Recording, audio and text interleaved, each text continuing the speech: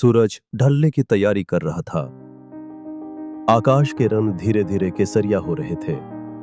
पहाड़ियों के बीच बने एक छोटे से आश्रम में एक युवा व्यक्ति, जिसकी आंखों में बेचैनी थी, तेज कदमों से आ रहा था। उसका नाम था अर्जुन। वह सीधे साधु महात्मा के पास गया और बोला, गुरुदेव, मैं थक गया हूं। जीवन में कुछ भी अच्छा नहीं हो रहा। कोशिश करता हूं लेकिन असफलता ही मिलती है। लोग कहते हैं सोच बदलो, सब बदल जाएगा। क्या ये सच है? महात्मा मुस्कुराए और बोले, आओ अर्जुन, बैठो। मैं तुम्हें एक कहानी सुनाता हूं। एक बार की बात है, एक किसान रोज नदी किनारे बैठा करता था। वो उदास रहता क्योंकि उसके खेतों में फसल नहीं होती थी। एक दिन एक साधु वहां से गुजरे और उन्होंने किसान को पूछा, तुम्हारे कटोरे में क्या है?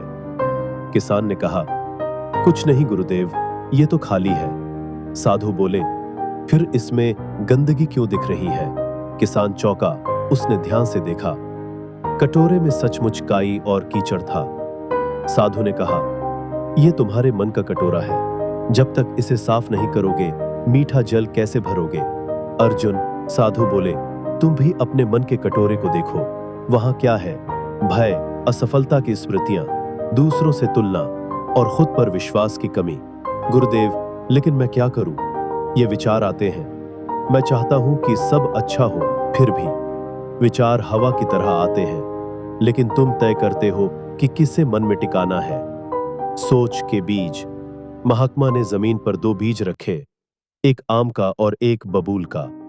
अगर मैं इस जमीन में आम का बीज बोऊं तो क्या कांटे उगेंगे?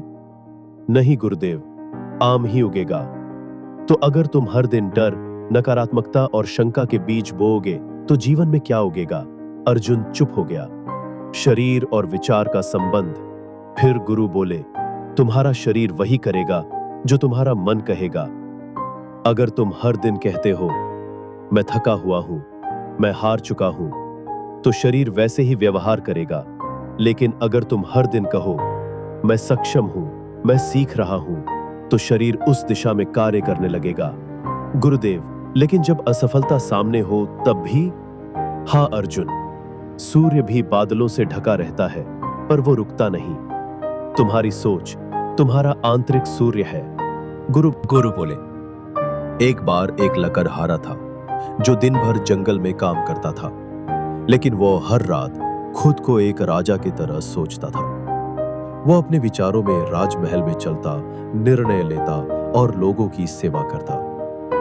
सालों बाद उसी लकड़हारे को गांव का मुखिया बना दिया गया, क्योंकि उसमें नेतृत्व की झलक थी। क्या तुम समझे अर्जुन? हाँ गुरुदेव, हम जैसे विचार करेंगे वैसे ही बन जाएंगे। डर को विदा करो, गुरु ने कहा। डर और शंका सोच के सबसे बड़े दुश्मन हैं। जब तक तुम कहते रहोगे मैं कर नहीं सकता, तब तक तुम कभी कर नहीं पाओगे। लेकिन जब तुम कहोगे मैं कर सकता हूं, उसी क्षण ब्रह्मांड भी तुम्हारी सहायता करने लगता है।